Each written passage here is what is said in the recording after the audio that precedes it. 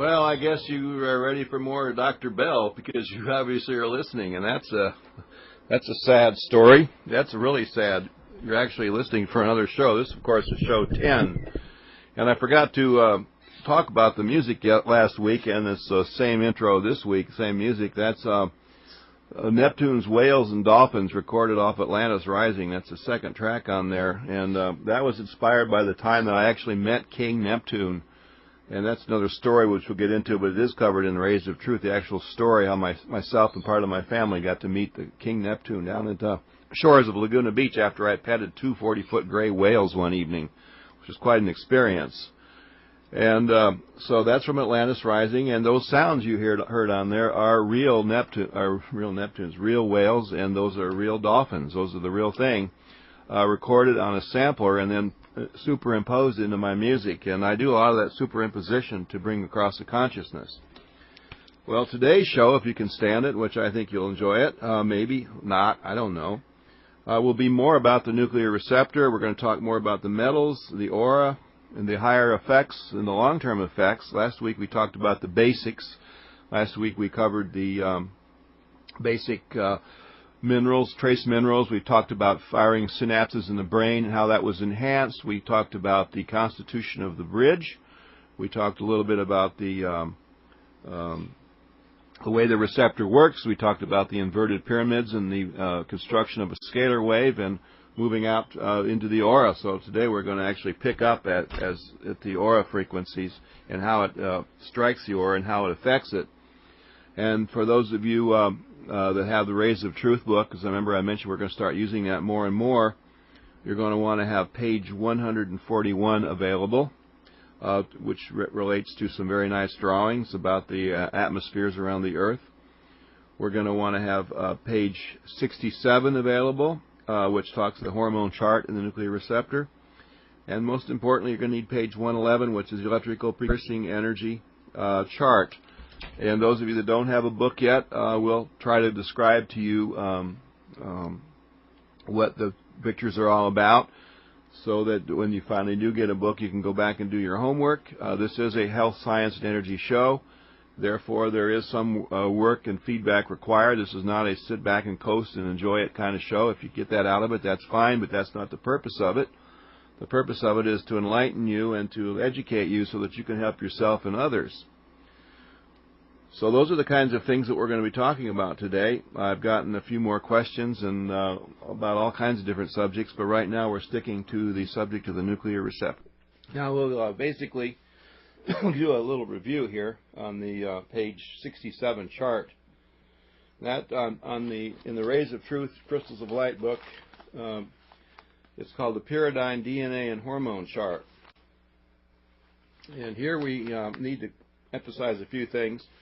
First of all, looking at the path of biochemistry in the body, it starts out, and I'll just describe this for those of you who don't have the book yet. We have oxygen, hydrogen, nitrogen, and carbon are the four basic atoms to form the human body. In our previous discussions, we have found that all of the nuclear receptors work with the hydrogen atom, and some of the more precious metal ones work with the hydrogen and carbon atom. The reason that the importance of the working with the carbon atom is it maintains an integrity to keep the geometry correct of all of the other three atoms. Geometry is a very important thing in the human body. For example, if the red blood cell, which has 4 iron atoms forming 2 alpha and 2 beta chains, if the core of the iron itself was not shaped in an octahedral or a pyramid right side up and a pyramid right side down shape, similar to the way diamonds are actually formed in the ground, if that shape is not coherent, it starts to lose depending on the proportion of the incoherency, or in other words, let's say it's 3% distorted, it will then thereby affect the delivery of oxygen to the bloodstream and the removal of carbon dioxide from the bloodstream, which is very, very important. So if there's a 10% distortion on the shape of the iron atom in the body, then there'll be a 90% efficiency. If there's a 40% distortion, there will be a 60% efficiency. If there's a 50%, there will be a 50% efficiency, and so on. So what causes these shape changes, these geometric shape changes? What causes that are negative electrical precursing energies. And these are stress, being tired, for example, crowd noise, job stress, air pollution, smog, lack of negative ionization, meaning the air might be clean, but there's no negative ions, like out in the desert, which would have positive ions, very few negative ions per cubic centimeter. All of these things, and we measure the effectiveness of and efficiency of the human body over a 24-hour time period. Then we look at a history of the measurement as how many 24-hour time periods, whether it be 7 of them consisting of a week, 52 week consistencies, or a decade, or a millennium, or whatever, or a century. We have ways of looking at these different measurements over time. So what we're saying is then, if we're looking at the red blood cell, and it's gradually, in the aging process is another electrical precursing factor that has to be brought in, the aging process itself. Remember, after the age of 30, all of the vital organs in the body decrease at the rate of 5% every 10 years. So what happens is, between the age of 30 and the age of 50, you now have a 20% organ decrease in size, meaning your liver is 20% smaller, your heart is not as great as it was, your kidneys are shrunk, and up until 70 or 80, it's quite a bit of shrinkage. So what we try to do is to go directly to the DNA and say, stop this shrinkage, stop this.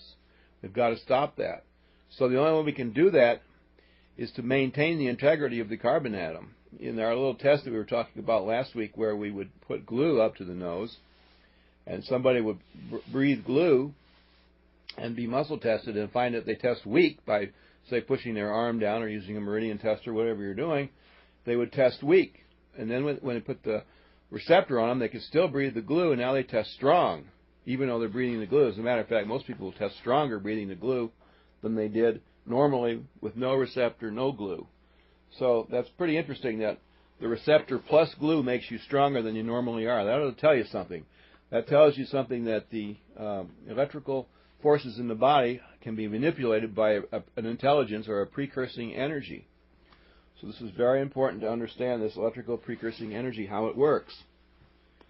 Then we go directly from the atomic structure, and the chart shows this quite clearly on page 67, we go into RNA, DNA, D-ribonucleic acid and ribonucleic acid. What's the difference? DNA is the intelligence and RNA is the carrier. Now, let's look at that for a second. When you are first born, when you have your first arrival here on Earth, and you come out of the womb of the mother, you have 46 base pairs per turn. Just before you came out, before you took your birth on this world, or entered into this world, you would have had something less than 46 base pairs per turn. The moment that the chromosomes reach 46 base pairs per turn, and there's 46 chromosomes present, the mother receives a signal to pass the child into the world. And that is considered 100% longevity. The moment you go into this world, you are at 100%. You're at maximum charge. As soon as the umbilical cord is disconnected or cut, immediately the base pairs per turn is 34. So if 48 base pairs or 46 base pairs per turn is 100%, 34 base pairs per turn is something less than 100%, approximately 25% less. So theoretically, in the first couple of seconds that you've arrived after you've arrived on the earth, coming out of the mother's womb, within a few minutes, you have lost 25% of your lifespan. Why? People say, why would you lose it so fast? Because the infant is a very high frequency being. The infant has a very highly attuned immune system that has not yet experienced and tasted the viruses and germs of this world.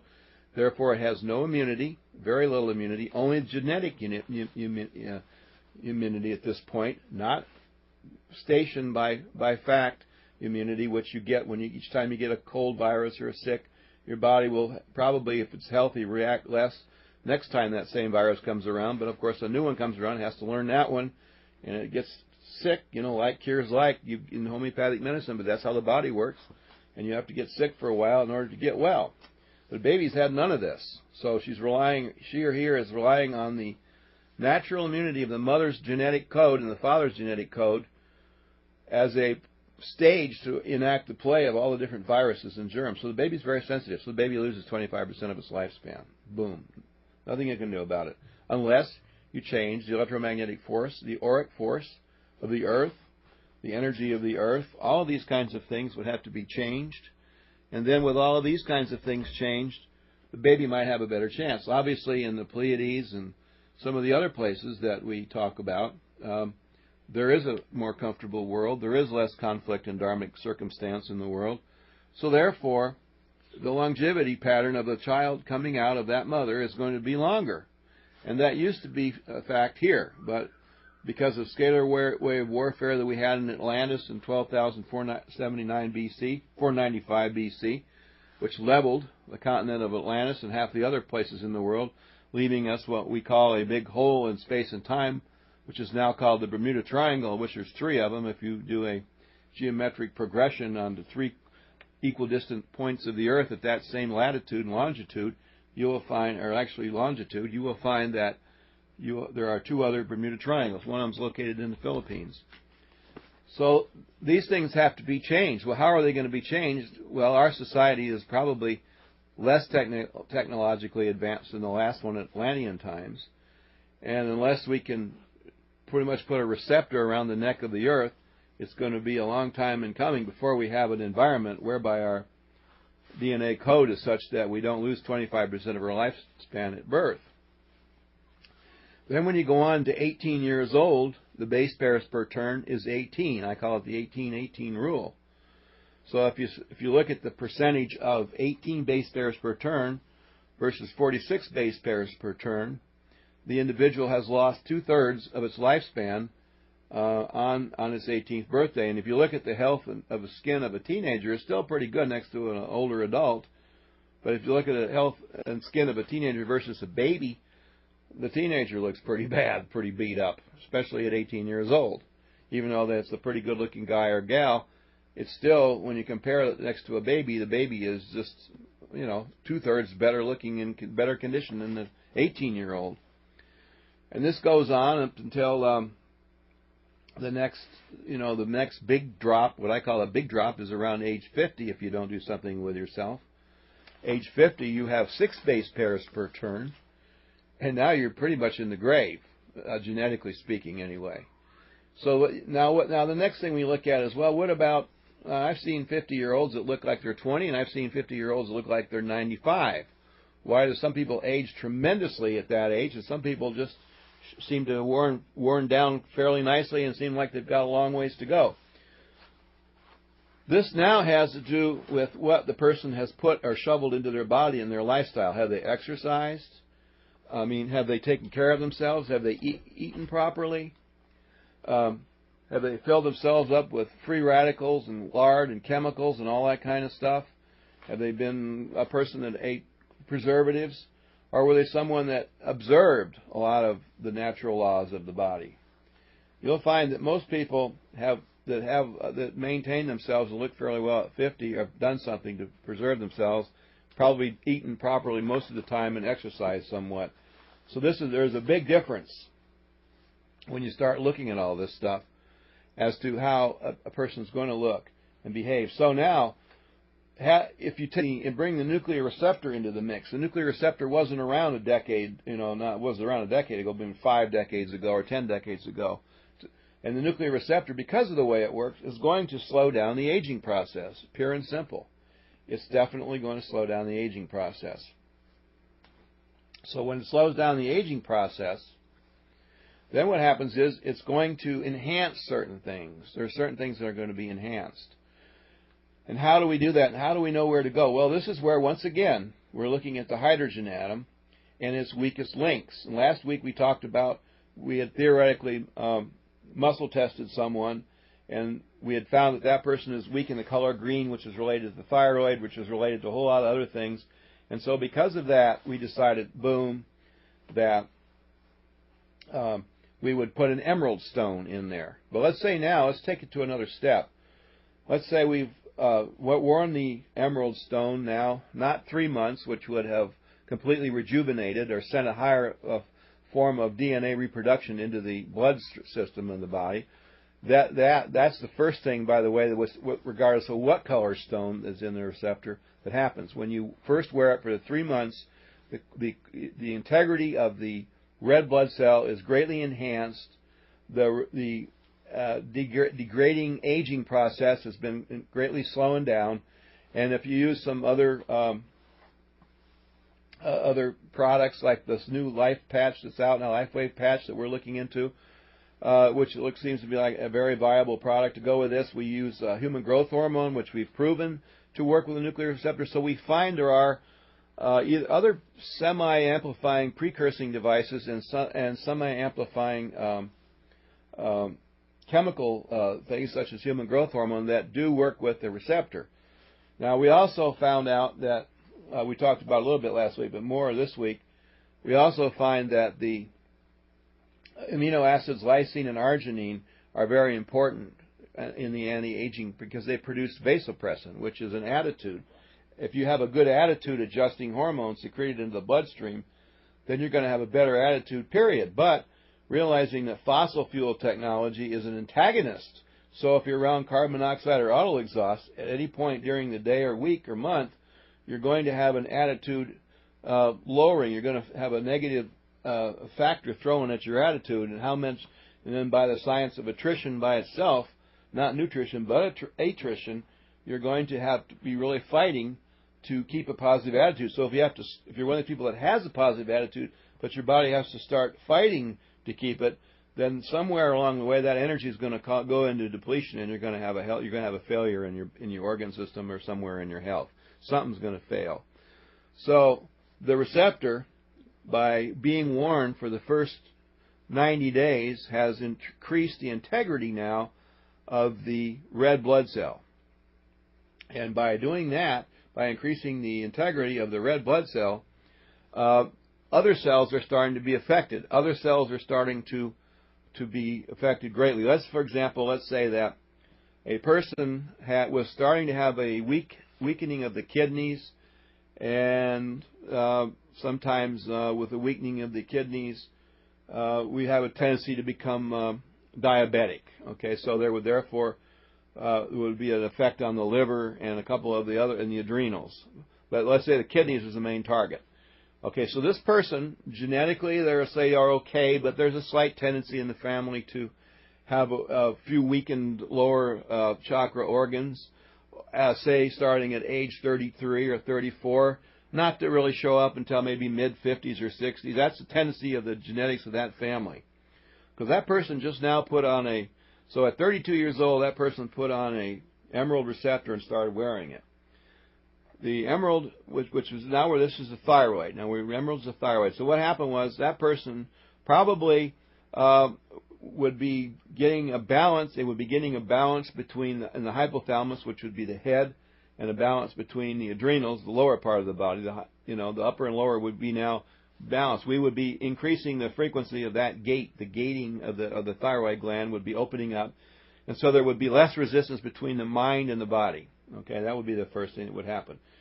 This then, at the same time, because if it's a solid gold pyramid, it's going to even be more, because now we're working on the hydrogen atom and the carbon atom. But even with a regular receptor, without having the benefit of the solid gold, there is a gold plating on it, which does give a pseudo effect, and it does cause the shape or the integrity of the red blood cell to become normal again, especially under stress. So what we've done now is we've identified there's a weakness in the gate between the head and the solar plexus, the top and the bottom of the body. We've opened that, we fixed that weakness, we made the gate a better doorway, and we began to send energy into the body. Over a 3-month period, the first part of the body that reproduces the fastest is the red blood cell, so it's going to have the greatest benefit. So now the red blood cell is going to be integrally healed, and rebalanced, and the oxygen capability of the body is going to go up. The carbon monoxide removal delivery system of the body is going to be increased. And so therefore, other organs are going to start getting more oxygen than normally do. When you track the curve of this increased oxygenization and this increased removal of carbon monoxide, you have now relieved a electrical precursing negative stress from the kidney, from the liver, and the adrenals. So now you will have a much greater tendency not to have diabetes or some older age conditions that were genetically inherent possibly in your system at age 50. So at age 30 you have begun to reverse a problem that would have but has not yet shown up at age 50 or 55. And that's the beginning of how the receptor works. So then what would happen is in the next 3 months, now that the red blood cell is in a much better frequency, other organs, the next fastest rejuvenating organ, of course besides the skin, is the liver. So the liver is going to start receiving huge benefits in month 4. Not that it wasn't receiving great benefits for the first 3 months, but it will receive much greater benefits because the liver relies on the intake of oxygen, the removal of poisons, which the red blood cell or the red blood does. So now the liver has the benefit of the ever-growing, increasing positive electrical precursing frequency and the lubricant and stimulant and life force itself, the blood itself. So the blood is better, and now the liver can be much effectively treated. As soon as the liver starts to come up in frequency and remove toxins, there might be a healing crisis. In the 4th month, there might be a slight healing crisis because now the liver is going to really start discharging toxins. So in other words, you've worn this receptor with emerald on for 3 months, you felt better. In the 4th month, now you feel a little worse. You don't know why. You may not even blame it on the receptor. You might blame it on something else. That's a long-term healing crisis that we're coming into, and there's nothing wrong with feeling that way. That's normal. And what happens is you have to just keep that same stone on it. You keep everything going. You don't change out the emerald at this point until that liver starts to really show signs of recovery. And that's going to take probably another 3 months. So you're looking at a minimum of 6 months before you even consider changing out the stone into something else. So let's say we get out, say 7 months out, and now we're past that dump that we took with the liver detoxing. The kidneys are starting to be rejuvenated, and obviously the adrenals are coming into balance. So now we're out 7 months. So with the adrenals coming into balance and these things happening now, what stone are we going to go to next? What's going to be the next weakest organ? You know, I mean, think about what do you think it's going to be? Okay, it's probably going to be a strange one, but a couple of things would come to mind. One, with this increased vitality and this increased emission of toxins, possibly the heart might need strengthening. So it's possible that the heart at this point is now the weaker organ in the body, which is blue. So the color would be blue frequency, meaning that the heart has been working very hard. It has not actually received the full benefit of the receptor yet because, number one, it did receive the oxygen benefit after 3 months like the liver did, but now the liver's kicked in and it started discharge because the liver became efficient. It started delivering a discharge of toxins, which actually put a load on the heart. So the heart is getting a positive stimulus from the receptor, but it's getting a negative stimulus from the liver because when the liver starts releasing these toxins, it causes the heart to beat faster because toxicity will do that. It increases the action of the heart, which is a enzyme called actin breaking down, which is brought on by calcium and vitamin D. By the way, the vitamin D and calcium requirements will go up probably in the 7th month considerably when the heart starts to kick in. That's a typical example, and there's others. It could be the person had a perfect liver and the heart was strong, but I've just given one example of one track of energy, how it could go through the body. This is only one example. Don't take this to be Hoyle. It's for all of them. So now the heart needs work. So what we do now is we muscle test, and sure enough, the sapphire shows up. So we pop that emerald out if it's a silver or gold receptor. If it's not, if it's cadmium, then we just change the receptor out. You know, we don't get rid of the green one. We might go back to it at some point. We just put it on the shelf or let somebody else use it because now we need a sapphire. So now when we wear the sapphire for a period of time, the heart starts to rejuvenate, and that usually takes about a year. The heart's one organ that's going to take about a year to get fixed. And realize now that these organs are actually doing it to themselves. The receptor isn't doing anything other than removing blockages. Don't think that the heart is healing. I mean, the receptor is healing, because it is not. It is absolutely not doing anything but opening up blockage that were there and allowing huge amounts of energy, way more than the body's used to, by shielding out a lot of the outside interference, which is called auric offset, which we'll get to in a minute or two. We haven't gotten that far yet. So what happens is now the heart is starting to work. A year goes by. Usually, if the heart becomes more efficient, if you're hypertension, then your blood pressure lowers. If you're hypotension, your blood pressure will raise.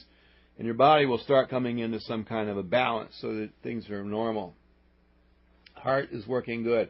Year has gone by. Body's started to detox, probably driven by the actual internal nature to feel good. Your health habits have automatically changed. And I've noticed that people's health habits normally do change when they start feeling better. They start noticing when they do certain things that they did before to feel good. For example, like smoking and things like that. These negative stimulants, the requirements for them aren't there anymore. You can feel better without them, and people subconsciously notice that. And the utilization and the reliance on these negative things goes away. So smoking stops, bad eating habits stop.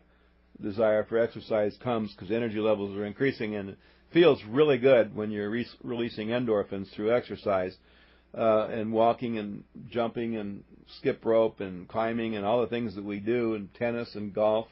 All these things are great because they stimulate different muscles. So now, as the vitality is returning back to the body, this muscle stimulation is taking place. It's starting to make a lot more sense. So after the emerald and after the bluestone, the sapphire, then we start to look at the next area. And usually that third stone, which is taking place, that change usually a year, year and a half out, maybe 2 years out. That third stone is going to be a high energy stone. Now, sometimes, in rare cases, we stumble across a problem, a genetic problem shows up, and then we have to go back and fix something. And so maybe the immune system or lymphatic system just wasn't, it was so toxic early on when your other organs started to work, it didn't quite catch up. So then we might have to drop back the muscle test, and strangely enough, something like an aquamarine shows up. Aquamarine is a very light blue stone which works through the lymphatic and immune system. So that would be a kind of a regressive thing, but not really. It's just one more part of the body that appeared to be functioning but really wasn't. And so now we may have to spend another year with an aquamarine. So now we're out, let's say, 2.5 years. By then, the overall frequency characteristics of your body has changed. Your attitude has changed. You understand the receptor by now, probably enough to the point where you might have started out with synthetic gemstones and now you're using natural ones. Some people notice just a slight color change, for example, across the sapphire will produce a dramatic effect all the way across the blue spectrum in their bodies. And so people get really sensitive to it. Now you've really gotten to notice it, and you might upgrade to another receptor because you want to get more energy out of it and more sensitivity, and et cetera, et cetera. So finally we get to the most powerful ones, and that is the diamond family. Once you reach the diamond family, you're pretty much not going to be changing stones for the rest of your life. That's about where you're going to stay. I went eventually. When I got into the diamond, I was so toxic. I went originally into a champagne-colored diamond. I'd gone from I had heart problems, so I went from an emerald to a sapphire to a champagne diamond. And the champagne diamond, because it's dark in color, helped my digestion. I had digestive problems off and on due to the fact I would be temporarily be a vegetarian for a few months, and then I'd be a carnivore for a few months and switch back. And my body didn't know what was going on. I didn't know what was going on. Now, today, I'm a truly vegetarian again, but I mean, there were times in my life when I switched around depending on my environment and who I was dealing with and what was going on, and I just wasn't quite under control yet. So I went to a champagne diamond for about a year and a half, 2 years. So now I was 4 or 5 years into it. So finally I realized that diamond wasn't necessary. It got my weight under control. Everything was fine. So that's when I switched over to a white diamond, and that's the crown chakra. And that really made a difference, wearing that diamond. For a long time I wore the white diamond, maybe 5-6 years more. So now I was 10 years into it. Well, I began to realize that the white diamond was fun, but I wanted something just a little bit different. I wanted a little bit more body. I was a little bit out of my body too much, so that's when I got into the canary diamonds, which were it's a white with a yellow tinge to it, and that's what I wear today. I found the canary diamond worked really well for me, better than the white one. The white one was too stimulating, a little bit too high energy, not enough balance in the body. And for some people, it works really well, and the yellow one doesn't work at all. But I often see people end up in the end, once they've gone through all the stones, with yellow sapphires or yellow diamonds, usually yellow diamonds. Women oftentimes, especially psychic people, have a tendency to seem to prefer a yellow sapphire over a yellow diamond. I don't know why, but it just seems to work for them. And it's not about the cost difference or anything like that, because to be honest with you, yellow sapphires can be just as expensive as a yellow diamond, or you can buy either diamond or sapphire inexpensive, depending on the grade of it, obviously. So it's not about the cost; it's about the energy. And some people have a tendency to think about cost because they are exotic stones, but no, it ain't about that at all. Cost doesn't even register at this point because you know what the receptor is doing. Now, the other metal that I mentioned last week, which I hadn't touched on this week, is one of the more exotic precious metals, and that is called platinum. What we normally do, I usually make for a high energy person, I'll make a gold base receptor with a platinum bridge with diamonds on it. That seems to be the most powerful one for most people.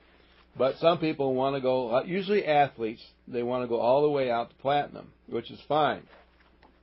But when you deal with platinum and rhodium, and we also make projector systems out of rhodium, when you deal with these exotic high-pitched metals, what you're dealing with is an extreme frequency shift towards the adrenals. The gold is more of a balancing energy, and the molecular shape of a gold is more of an octahedron, whereas platinum is lending itself towards being a tetrahedron. So it's going to be a little bit more mental, and it's going to be a little bit more stimulating of the adrenals, to the point where unless you exercise or do things to your body, it will burn up your body. Platinum in the receptor shape will literally burn your body up, and that's not healthy. So when we get out into the platinum, I consider it the drug receptor, because it acts like a drug on some people. It's just too much. It overstimulates. But if you can handle it, like martial artists, NBA players, or NFL, super golf pros, these are the kinds of people that are very athletic, usually working out on some form of workout, whether it be swinging a golf club or working out on a punching bag, at minimum of 2 to 3 hours a day. If you're not working out 2 to 3 hours a day, at least that, don't even consider a solid platinum receptor, because you will not like it. It'll make you feel very, very uncomfortable after a very short period of time. Platinum is a very powerful metal. It also is super reflective. That is a nice advantage of it. It's very good for meditation, deep meditation, if you know how to meditate. If you don't know how to meditate, if you don't know how to clear your mind and realize that the mind is the slayer of the real, then putting a platinum receptor on is mental suicide, because your brain will start running so fast in so many directions it won't feel good at all. At least mine does, and most people that have reported. So when I speak about these things, I'm speaking either from case histories or myself. Platinum has never worked for me, and I've tried wearing them when I'd make them for people. I'd try them on for a while with different stones in them, and they never did work. And I find that with most people. I found that if you're semi-high energy like I am, and you work out maybe 1 hour a day or less, notice I say less, and I'm not proud of that. I wish I had more time to work out, have one of these Mr. Universe bodies, but I just don't have the time for it. I'm more of a runner's type body, because I run most of the time when I do work out and lift smaller weights. But if you do have the time to do a little bit of exercise, I would recommend the Platinum Bridge. Platinum Bridge accelerates the scalar wave into its activity, into it, and exciting it, so it does work out a little bit better. Now, the next place I want everybody to take a look at is page 111 in the book. This is a chart it says there are 3 balance points to keep your body and energy in the proper zone. And as the beginning chart says, the electrical precursing body, with relaxation versus stress. Below it is a balance point, and that little block, imagine a little cube of ice on a fulcrum, and that's what this picture looks like. And the fulcrum is sitting on top of a pyramid, and below that is another cube of ice, which is sitting on a fulcrum, which is sitting on top of a pyramid. Below that is another piece of ice, which says biochemical body, and that's sitting on a little fulcrum, which is over a pyramid. So you have 3 pyramids and 3 cubes of ice, all wanting to balance one another. And if any one of the bottom cube falls, the other 2 are going to fall. If the top one falls, it's going to create a problem and throw the bottom one out of balance. So they're all on, it's like a triple balance system. So what we're showing here is the electrical precursing body of energy, which is very real, is balancing the electrical body, which is all the electricity in the body. And we have in the chart we're showing high unsaturated solar energized electrons versus saturated electrons, robbing fats and poor health. So we're looking at in the electrical body, if we don't have that properly balanced, it's not only going to cause us to be attracted to junk foods that have saturated fats and very bad amino acids, but it's also going to cause us to stay unbalanced. So it's a hard thing to break away from. And this, of course, is going to bring us down to the next thing in the bottom ice cube or chart piece, which is proper health, proper weight, poor health, and unbalanced weight of the biochemical body. So science, I think in the biochemistry field, Barry Sears was one of the first people to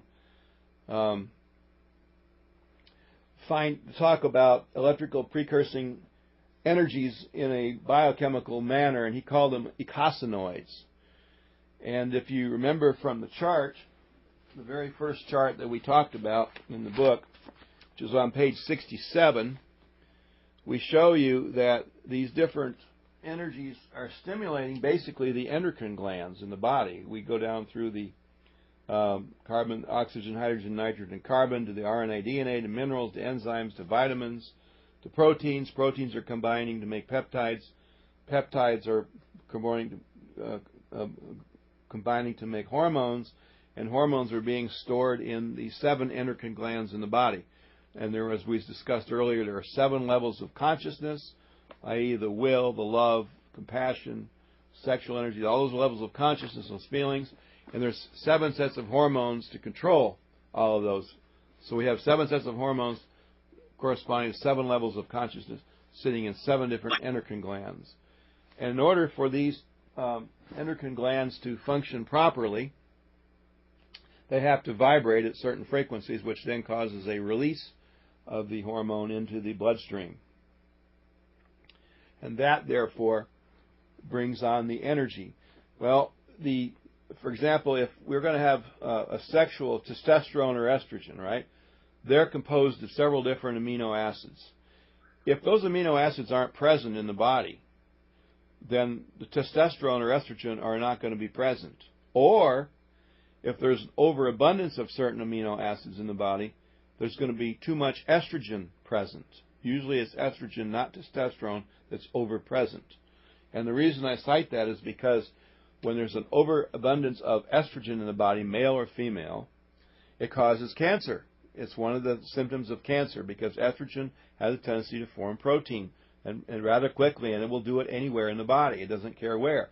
And usually when that happens in an acid-based body, there'll be a cancer virus associated with that, or it will contact one or come in contact with them.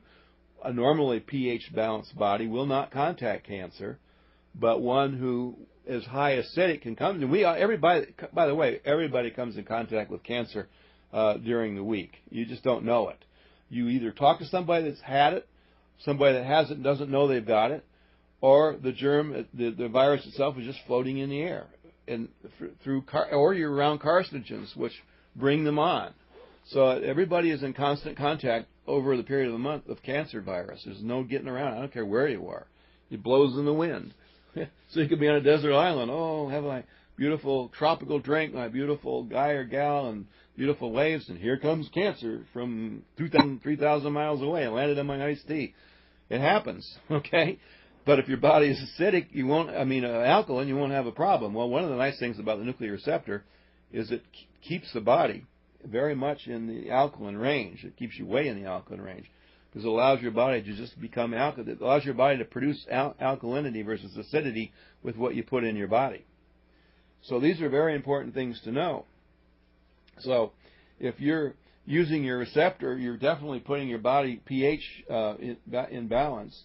But through the hormonal and stimulation systems, and because you're using different gemstones in the nuclear receptor, you're asking your body to go into different zones. Okay, now when your body goes into a different zone, let's say, for example, you're wearing a receptor with an amethyst in it, which is asking your body to produce more sexual energy and also more creative energy, because it is also an energy of creation. It's also an energy of balancing relationships. So if you're wearing an amethyst receptor, people that are in your life that don't belong there are going to be gone. People that should be there will appear. People that are going through a divorce almost always end up wearing the amethyst receptor. I highly recommend it because it brings things to a quick balance, and it has a lot to do with what it's doing to your body too. And usually, if you're in that situation, you're stressed out to a point, and things are going on in your body right now because you're going through this divorce or the separation or even losing a boyfriend or girlfriend. It causes certain chemicals in your body to go, and the amethyst really balances the body. You'll muscle test for that right away. And by the way, if you're going through, like say, emerald change to a sapphire change, and all of a sudden you get hit from another heavy energy field, which is an auric offset feature, some other aura hits you, and it causes you suddenly to lose a loved one. Okay, let's say somebody got your wife or something happened to her, she's not coming back. An accident or something, which was not a nice thing to happen. This throws the body into a huge amount of stress. It might be time to just drop your little program of self-discipline and go right to the amethyst for calming and for dealing with the energies and the transition energies. The amethyst is the catch-all for I would call it the trauma receptor. We call it the traumatic stone. You can always, once that trauma is settled down, go back into your routine. But if your routine has been overwhelmingly interrupted by a huge outside unforeseen stress, then the amethyst, you pull the diamond out, put the amethyst in it. It can be that critical. So what happens is when you look down into the body, the body wants to get back in the zone. So part of getting the body back into the zone is getting these precursing hormones to stimulate the hormones, so the hormones go out into the bloodstream properly. And that's, of course, once again what the nuclear receptor does. It creates a field that causes the hormone to relax. The endocrine gland to relax. And the endocrine glands, by the way, if you're going to stimulate estrogen or testosterone into the bloodstream, there's not a doorway or a big switch that opens in some kind of like a valve that people would visualize inside the organ. It's not that way at all. The organs have porous walls, and they either contract like a muscle or relax like a muscle. If they contract like a muscle, the walls become very tight, and therefore nothing can seep through them. But if the walls relax, then the walls become the endocrine gland walls become relaxed, and the hormones kind of creep out through the cracks and go into the bloodstream. They don't go directly into it. They eventually get there. They go through whatever parts of the body are in between them and the arteries, and they finally get there. And the amount of hormones, by the way, that do arrive and do cause tremendous things to happen are measured in billions. Billions. In other words, 1 volume of blood and 1/billionth of that volume of blood is a hormone, or maybe 100 millionth. It's a very small amount. So the science of endocrinology itself, which is the science that we're looking at right now for the receptor approval, for government approval ratings, it takes special equipment and special circumstances to get very accurate results, because the hormones that we're measuring and changing and detecting are so small, in such small amounts, they're barely detectable at all. So this becomes a very critical factor to understand. Now, the final area that I want to talk about in the receptor, in the last 15 minutes that we've got here to discuss this, the chart for that on the Rays of Truth, Crystals of Light book is on page 141. And on page 141, it's a chapter called Cellular and Stellar. Now, notice the relationship, cellular and stellar interactivity. That's the chapter and the section of that chapter. a galactic consciousness. And when that's the final doorway to this product. When we've played around with all the base, up until now we've discussed base functions, but now we're assuming that organs are being rejuvenated, colors are stabilizing, things are starting to happen, body temperatures are becoming more stabilized. A lot of things are starting to happen. So now we will look at what is happening and why it's happening. And when I give these pages out in the book, yes, I'm giving information on the radio, but there's a lot more that you can get if you go to the book after you've heard the show, maybe even go to the archives or make a copy of the archives and repeat it, because if you listen to what I say versus what's written in here, it makes a lot more sense. The two complement each other. That's why in the new book, Inside Track, I'm going to have the pictures up on the website so that you can go directly to the website when you want it, and I can even have animations there, which will be much more graphic than what I did in this book, and yet it allows me to put a book out with no pictures at all in it. So it makes the book cheaper, less cost to produce, and it makes it go to a much wider audience, because these Rays of Truth books are $30 books, so not everybody can afford them. But if I put a well-written, lightweight tome out costing around $7 or $8, it can get out and sell to a lot more people. And that's the idea. We're trying to reach more people to give them this knowledge. But anyway, this particular page 117 or 141 rather, is entitled "The Earth and Its Spheres." If you look at the Earth, we have the lowest atmosphere, which we're mostly used to, and our lower atmosphere goes up into the stratosphere, which then goes up where weather changes take place in the upper stratosphere and lower mesosphere. The troposphere goes up 30 to 65,000 feet. That's the major shift where weather takes place. And then from there we go on out into the different levels of the ionosphere. And I covered some of these in my earlier shows, and especially on the show on Katrina. I went through these atmospheres very with great accuracy and described where the temperatures were, where the neutral temperatures were, where it was hot, where it was cold. And I did a lot on temperature. And the other thing we need to look at is the Earth. I mean, the Earth, if it goes up 1 degree, some people say, well, that's, we got the greenhouse effect, and so the temperature goes up, the global warming takes place, okay? It goes up 1 degree or 2. Well, that doesn't matter. It's not a big deal. Well, it is a big deal. I'll tell you why. If you look at your body, and your body should be about 98.6 Fahrenheit degrees, to have the perfect operating efficiency of all the organs in your body. The external temperature for your body, the way it might show you the differential, in other words, the environment that you want to be, is 68 degrees.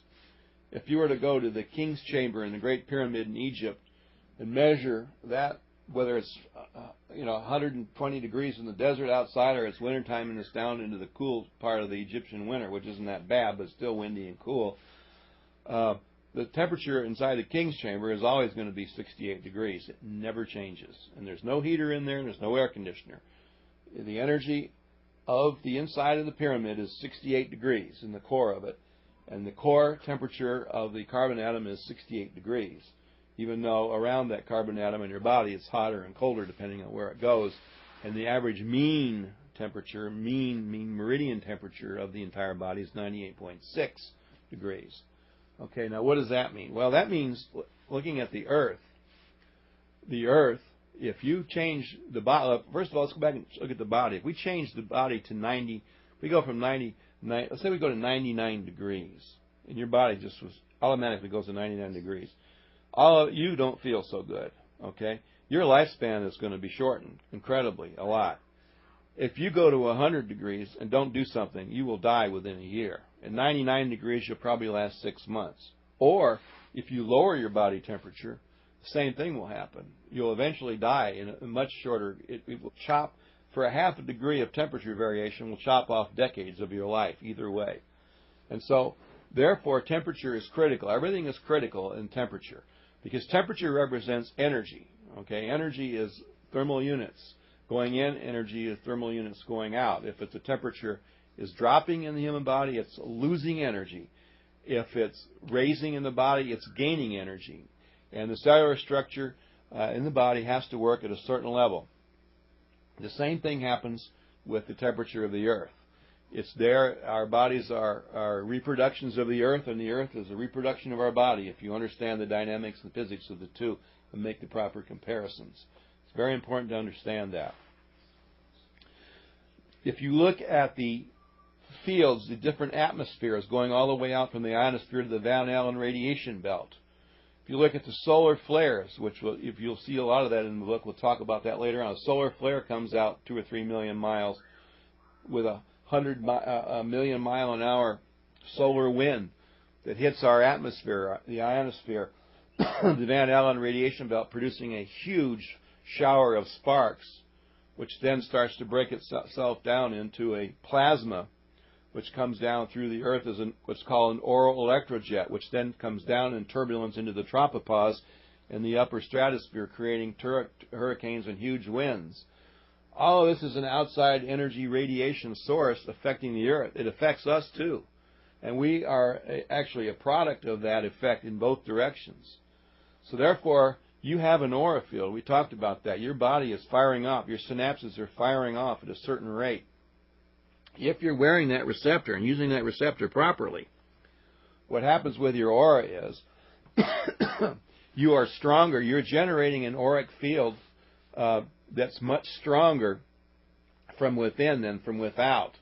Whereas if you're not doing this, if you don't have some kind of a receptor type device in your body, what happens is, and you have a normal decaying aura, what happens is over a period of time, outside influences are starting to wreak havoc with your auric, and your aura is going to then transfer into your body, and it's going to cause havoc within your body. So you need to have a higher source of internal radiation than the external radiation. And I'm not just talking about ionized particles, beta, gamma, alpha rays, and I'm not just talking about stress coming in form of electrical precursing. I'm talking about even a cold wind blowing or a hot sun shining on you is a form of radiation. And you can deal with higher temperatures colder temperatures in the wintertime by having a constant, powerful, self-regenerating auric frequency. And therefore, when you have a positive, self-generating, dynamic auric frequency going on, because the synapses in your brain are firing off at an even order all the time, then what happens is you put a shield around you, and all of these influences coming into your aura will not influence your aura will influence them, and that's called auric offset. And there's some other chapters and pictures in the book that I'm not going to describe now that show more of that. You'll find it when you go do your research and your homework. But auric offset means that this outside interference, disturbance, actually no longer is an interference disturbance, but actually is helping your body. It's actually healing your body. So in that case, a second lesser thing is not created. Normally, when you don't have auric offset and you get these disturbing factors coming in, it creates a situation of free electrons in the body. In other words, what an aura is on one level, a stream of electrons going from the north pole of it in your head to the south pole, which is the base of your spine, moving out and around. And actually, it's not just a field out of the top of your head going to the base of the spine. It's an actual field that goes out of your head into your heart, back out of your heart, and into the base of your spine. So it forms more of a flower pattern than the normal pattern that we normally see in drawings about auras. It's not actually shaped that way. Part of it is, but a good part of it is not. The actual aura around the human being will look more like a rose, and you're standing in the middle of it, than an egg-shaped bunch of lines, dotted lines that are going around that is normally depicted as. So what happens is when you have these negative things come in and you've got the receptor on, you are going to shift their frequencies, and you're not going to produce these free-running electrons, which are called free radicals. So therefore, if you're not going to produce free radicals, you're not going to be affected by radiation like the average person would that's not protecting themselves. So as a result of that, you're going to feel a lot better, and your body's going to behave a lot better, and the DNA is not going to have to despiral and unwind to create energy in order for the ATP molecules in your cells to try to combat Because as soon as your body has to combat something, you've already lost the battle. And what's the price of losing the battle? Loss of lifespan. Loss of lifespan is what happens. Yeah, no, it's true. On a subtle day-to-day basis, if let's say you're living near a extreme case, you're living near a nuclear reactor somewhere that has a slight leakage problem. Okay, if you have auric offset, so what? Your body will actually process that radiation. Let's just say it's a little bit of beta radiation, and you'll process it. It's not the best thing, but you're going to handle it. But if you're not handling that, if you don't have auric offset, that beta radiation is causing a decay in your field, and you're going to start producing free radicals. When you start producing free radicals, the first organ, instead of having the stronger proportion of organs that we're doing by adding the different stones, you've got the subtractive process of the aura going on, and your body's decaying, your DNA is despiraling, and the weakest link is now going to be attacked and become readily apparent in some form of debilitating or debasing disease. And so this is dis-ease. So that's what's going to happen. So you begin to start to see the balance between the two forces, and it's amazing that a little round metal satellite dish can do all these things that you wear around your neck. But the bottom line is, we created this toxic environment. Luckily, we were given these tools to work with so that these toxic environments don't kill our lifespan even more. And so more and more as time goes on, more of these decaying fields are out there, and there's more. HAARP, for example, is another one.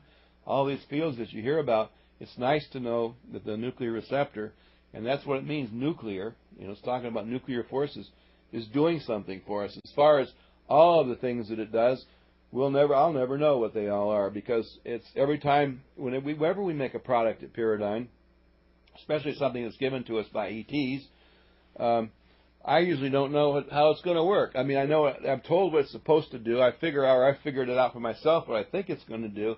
Doesn't mean it's going to do it until you actually put it on people and send it out there and get feedback from them. In this case we've got hundreds of thousands. And that's hundreds of thousands of people that have worn receptors. That's a lot of receptors out there. And we'll have millions here soon. We're getting a lot of feedback. And at the end of the day, I'd say, in all honesty, it's about a 98% feedback positive. All kinds of things, 98%. There's probably a good, solid 2% feedback that we get, but because it's negative, we don't get it on a steady basis. We'll get those negatives because it's intermittent energy. We'll get them once or twice a year.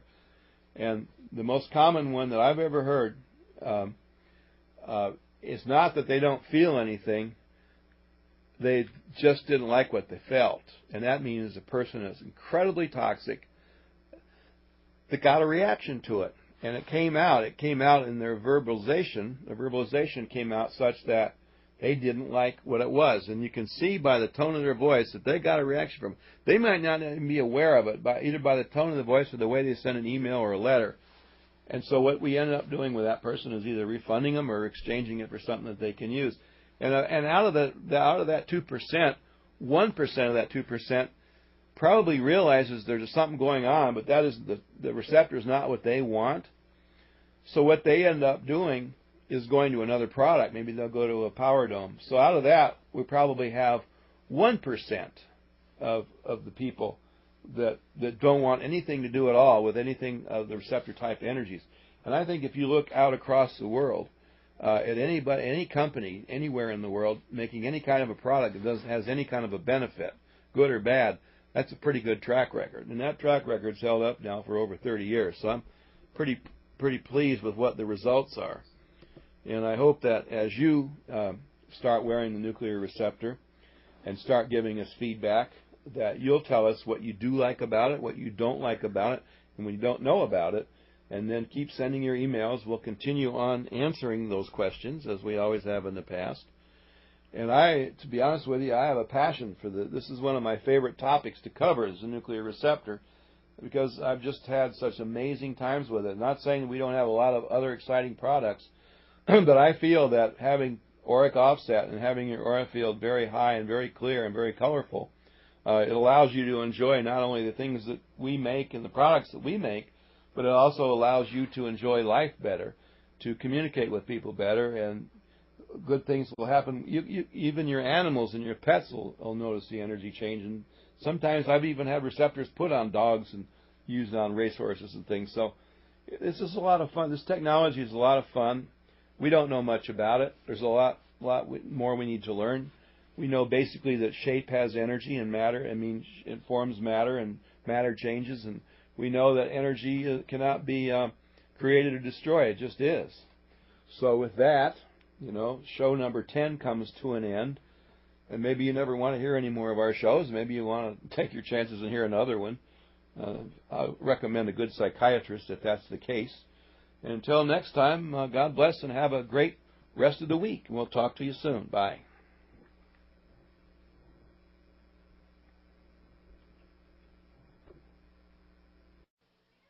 You have been listening to BBS Radio, a blogandservice.com production and a service to others endeavor. Thank you very much for tuning in to our radio program, and we wish you much peace and joy on your journey.